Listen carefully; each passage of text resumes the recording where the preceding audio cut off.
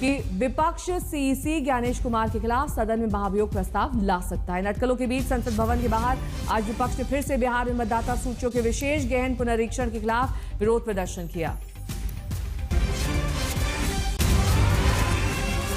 भाजपा का स्पोक्सपर्सन बन के उनके तौर तरीके से ये लोग काम करते हैं, उसी तरह से जवाब देते हैं। जो बीजेपी के स्पोक्सपर्सन ने जिस तरह से पहले प्रेस कॉन्फ्रेंसेस की थी, जो इश्यूज उठाए थे, जिस तरह से बात कर रहे थे, वही टोन और टनर में ये बात कर रहे थे।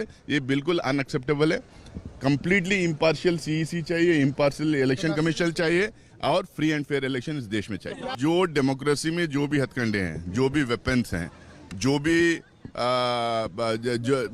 भी हम इस्तेमाल कर सकते हैं, जो भी रूल्स के तहत इस्तेमाल कर सकते हैं, वो इस्तेमाल करने रेडी होते हैं जरूरत पड़ी तो। जी, क्या कोई कांग्रेस में चर्चा हुई है? नहीं, अभी कोई बात हुई नहीं है, लेकिन जरूरत पड़ी तो हम कुछ भी कर सकते हैं। कि ये जानबूझ करके पिछड़ों का वोट काटते हैं, जिसमें भिन्न समाज, मौर्य समाज, पाल समाज, बघेल, राठौर, और शो ये करते हैं आप लोगों के माध्यम से कि पिछड़ा वोट मिल रहा है, पिछड़ों का वोट काट देते हैं, लिस्ट से चुनाव जीत लेते हैं, और फिर ये शो आप लोगों के माध्यम से ये कराते हैं कि नहीं, पिछड़ा वोट उन्हें मिल रहा है। सच्चाई है कि उनका वोट डिलीट हो रहा है।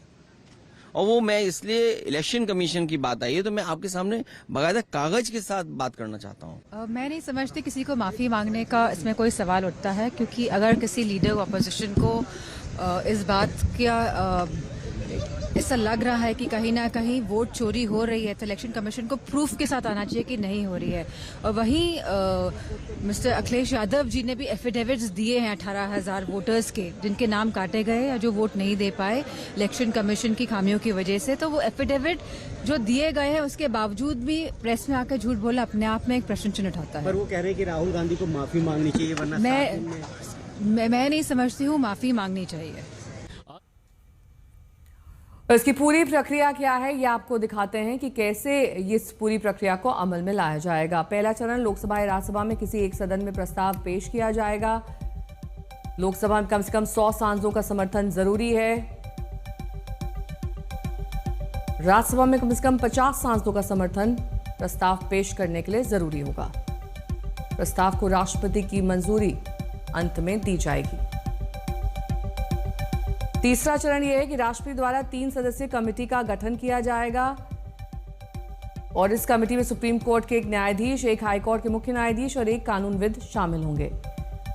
चौथा चरण, अगर समिति सीईसी को दोषी पाती है तो दोनों सदनों में मतदान इस पर भी किया जाएगा। दोनों सदनों में प्रस्ताव पास होने के बाद राष्ट्रपति सीईसी को हटा सकते हैं। ये 5वां चरण होगा। और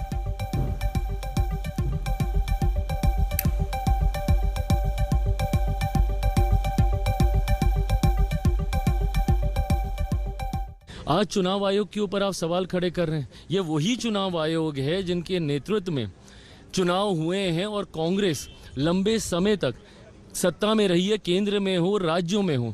भाई, जिस दिन आप पूरा पावर पॉइंट प्रेजेंटेशन आप अपना कर रहे थे और आप कर्नाटका का जिक्र कर रहे थे, अगर आपको याद ना हो तो कर्नाटका में आप ही की सरकार है और जिनकी धांधली आप दिखा रहे थे, इन्हीं वोटरों ने चुन के आपकी सरकार को वहां पे बनाया।